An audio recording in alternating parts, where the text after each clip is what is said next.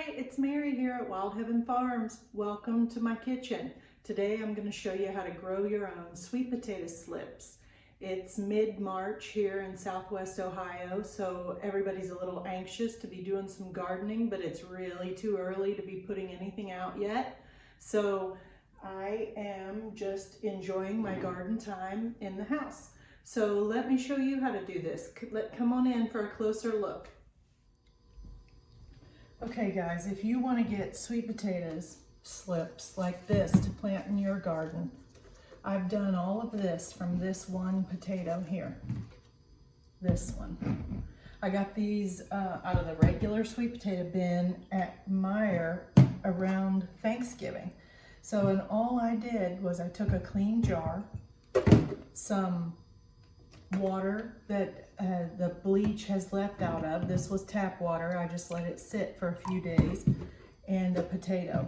And so I don't use toothpicks or anything. I just stick it in a little jar like this and then fill it up with water.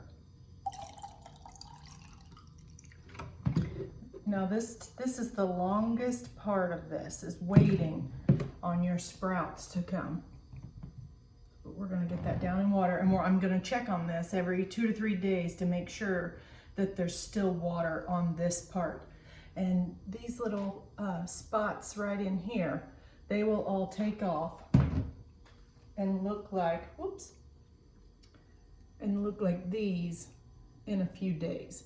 Now these are ready to go into a jar.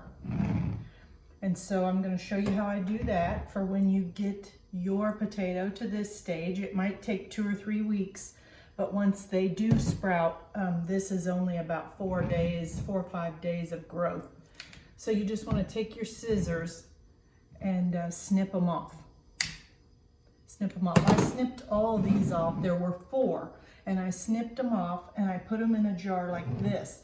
And in about 3 days, you will have roots like this growing.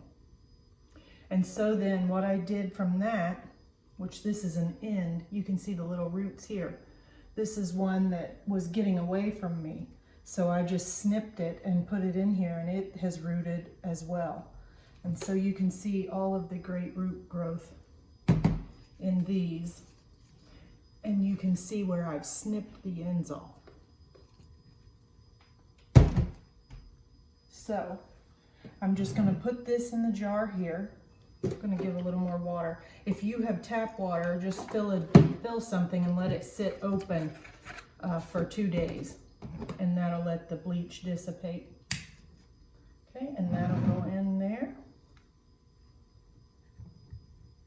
This will go in. I'm not sure that one was big enough, but it was in my way. Okay, this one. This one, and I'm going to leave all of these to continue to grow, and then I'll snip them off when they get to be about this size. And so in about 3 or 4 days, I am going to come over here and pull these out, and they're going to look just like this.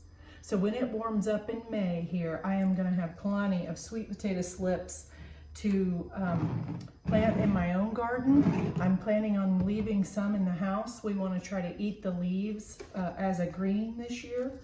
Let's see this one. I'm going to go ahead and look at this. Can you see that? I'm going to go ahead and snip this one off here, just below this little leaf. And I'm going to take the leaf off, put it in my chicken food, and then put that down in here for it to root.